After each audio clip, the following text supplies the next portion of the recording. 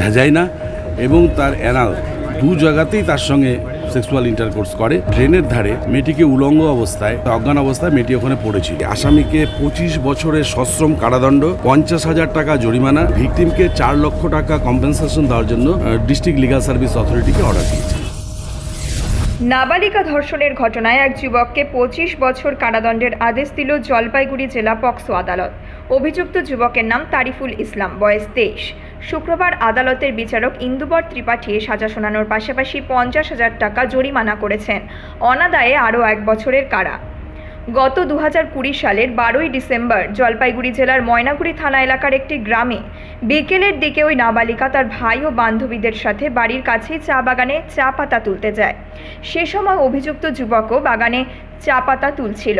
সন্ধে হয়ে এলে চা বাগান মালিক আসছে এই ভয় দেখিয়ে নাবালিকাকে আলাদা করে ডেকে নিয়ে যায় যুবক। নাবালিকার 8 বছরের ভাই দেখতে পায় অভিযুক্ত যুবক তার দিদির মুখ চেপে ধরে বাগানের ভেতর নিয়ে যাচ্ছে।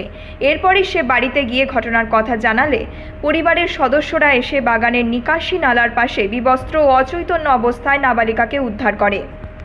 এদিন পক্সো কোর্টের বিশেষ সহকারী সরকারি আইনজীবী দেবাশিস দত্ত জানান, 2020 সালে পক্সো আইনের কিছু পরিবর্তন করার পরেই প্রথম জেলা আদালতে এ ধরনের রায় দেওয়া হলো। তিনি জানান, বিচারক ওই নাবালিকা এবং তার পরিবারকে 4 লক্ষ টাকা দেওয়ার জন্য জেলা লিগ্যাল সার্ভিস অথরিটিকে নির্দেশ দিয়েছেন। যদিও আসামি পক্ষের আইনজীবী অভিনন্দন চৌধুরী জানান, তারা উচ্চ আদালতের দ্বারস্থ হয়েছেন।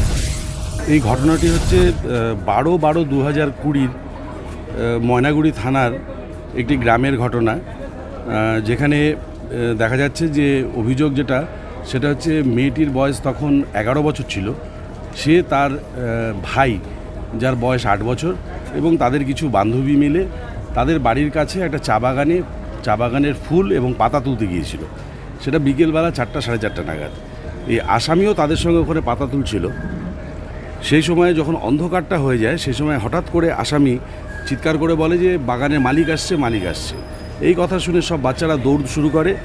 এই মেয়েটি এবং তার ভাই এবং এই আসামি একদিকে দৌড়ে যায়। তখন মেয়েটির ভাই দেখতে পায় যে আসামি পেছন দিক থেকে তার বোনের দিদির মুখ চেপে হাতটা ধরে টেনে বাগানের ভিতরে নিয়ে যাচ্ছে। সেই ছেলেটি দৌড়ে বাড়িতে যায়, বা তার বাড়িটা কিছুটা দূরে গিয়ে বাড়িতে গিয়ে মাকে ঘটনাটা জানায় এবং মা এবং ভাই আবার সেই বাগানে ছুটে আসে এবং বাগানে ছুটে আসার পরে তারা মেয়েটিকে নাম ধরে ডাকতে থাকে এবং তারপরে ভাইটা দেখতে পায় যে ছেলেটি সেই বাগান থেকে পালিয়ে যাচ্ছে।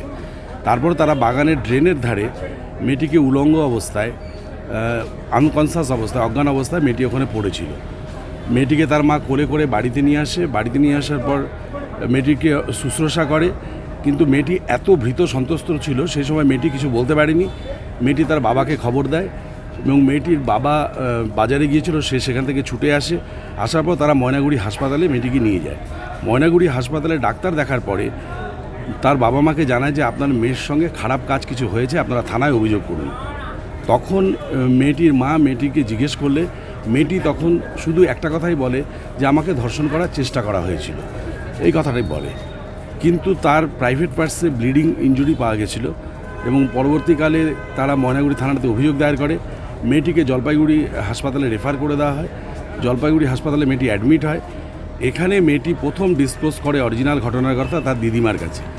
দিদিমাকে সে সমস্ত ঘটনা খুলে বলে এবং সে দিদিমাকে জানায় যে সেদিনকে রাত্রেবেলা ছেলেটি তার ভেজাইনা এবং তার অ্যানাল দু জায়গাতেই তার সঙ্গে সেক্সুয়াল ইন্টারকোর্স করে এবং ডাক্তারও মেডিকেলে যেটা পেয়েছে সেখানে 2 জায়গাতেই তার ইনজুরি পাওয়া গেছে।